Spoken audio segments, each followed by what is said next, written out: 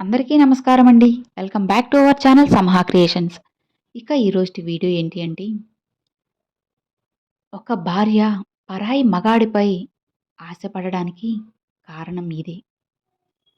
గుర్తుపెట్టుకోండి. జీవితంలో నీకంటూ ఒక లక్ష్యాన్ని ఏర్పరచుకోకపోతే ఎవరో ఒకరు తమ లక్ష్యం కోసం మిమ్మల్ని వాడుకుంటారు. గుర్తుపెట్టుకోండి.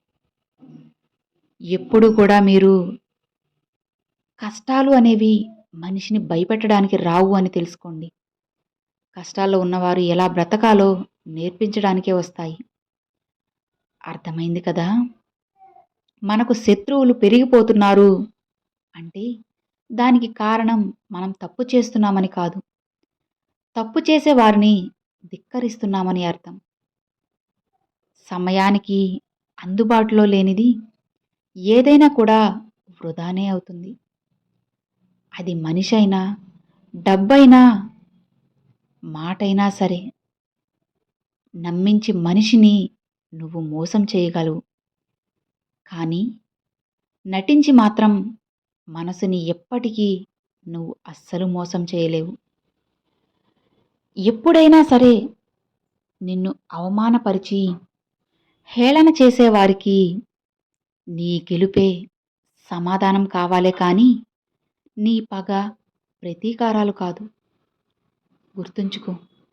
తనకు లేని వాటి కోసం విచారించక తనకు ఉన్న వాటితోనే సంతోషించే వ్యక్తి, సర్దుకుపోయే వ్యక్తి ఎప్పటికీ ఆనందంగా, ప్రశాంతంగా ఉంటారు. జీవితంలో కొన్ని విషయాలకి, అలానే కొంతమంది మనుషులకి మనం ఎంత దూరంగా ఉంటే మనకు అంత మంచిది. కానీ దురదృష్టం ఏమిటంటే మన మనసు ఎప్పుడూ కూడా వాటినే కోరుకుంటుంది. నిజమే కదా? మీరు ఎంతవరకు ఇంకొకరిని బాధ పెట్టగలరంటే వారు మిమ్మల్ని ప్రేమిస్తున్నంత వరకు, అలానే మీపై విరక్తి చెందనంత వరకు. గుర్తుంచుకోండి. నీకున్న తెలివితేటలను నీ బ్రతుకు బాగుపడడానికి ఉపయోగించు.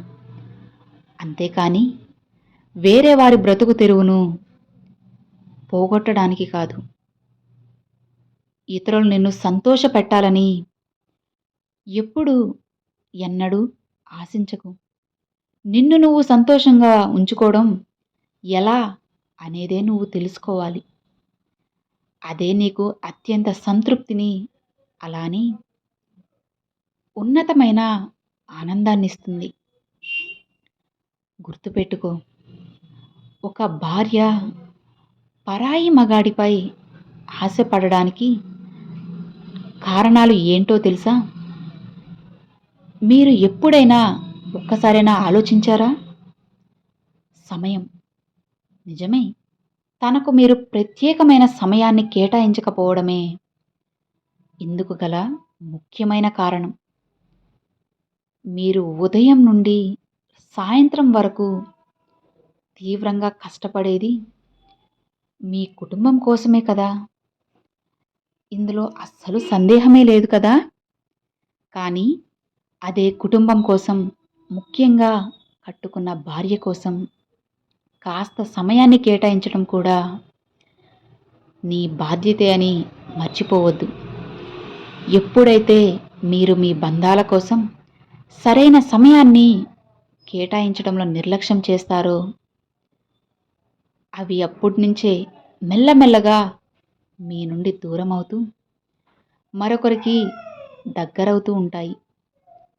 వారు మిత్రులే కావచ్చు, ప్రేమికులే కావచ్చు, భార్యాభర్తలే కావచ్చు, రక్త సంబంధికులే కూడా కావచ్చు. ఇంకెవరైనా సరే ఒక భార్య కానీ లేదా భర్త కానీ పరాయి వారిపై ఆశపడడం ముమ్మాటికి తప్పే. కానీ వారికి మీరు సరైన సమయాన్ని కేటాయించకపోవడం కూడా మీరు చేసే అతి పెద్ద పొరపాటు అవుతుంది. మీరు ఇలా కూడా అనుకోవచ్చు, వారికి అసలు ఏం తక్కువైంది? ఏం తక్కువ చేశాను? కోరినవన్నీ కూడా అడిగిన వెంటనే వచ్చి తీసుకొచ్చి వాళ్ళ కాళ్ళ దగ్గరే పెడుతున్నాను కదా! వారి అవసరాలన్నీ కూడా నేను తీరుస్తూనే ఉన్నాను కదా! ఇంకేం తక్కువైంది అని. కానీ మీరు ఒక్కటి మర్చిపోతున్నారు. వారి దగ్గరికి అన్నీ తీసుకొస్తున్నారు. కానీ మీరు మాత్రం వెళ్ళడం లేదు. అవసరాలను ఎవరైనా తీరుస్తారు. కానీ సమయాన్ని కేవలం మన అనుకున్న వారు మాత్రమే ఇస్తారు. జాగ్రత్తగా గుర్తుపెట్టుకోండి. మీ బంధాలు బలంగా ఉండాలంటే, అలానే మీ జీవితం ప్రశాంతంగా ఉండాలని మీరు భావిస్తే, మీరు ప్రేమించే వారితో, అలానే మిమ్మల్ని ప్రేమించే వారితో సంతోషంగా సమయాన్ని గడపండి. ఇక జీవితమంతా కూడా ఆనందమయమవుతుంది. అర్థమైంది కదా! నిజమైన ప్రేమ అందరికీ కావాలి. అలాంటప్పుడు మీరు కాస్త సమయాన్ని ఇచ్చినట్లయితే, ఆ ప్రేమ మీకు ఎంతో స్వచ్ఛంగా, బలంగా కూడా ఉంటుంది. అర్థమైంది కదా!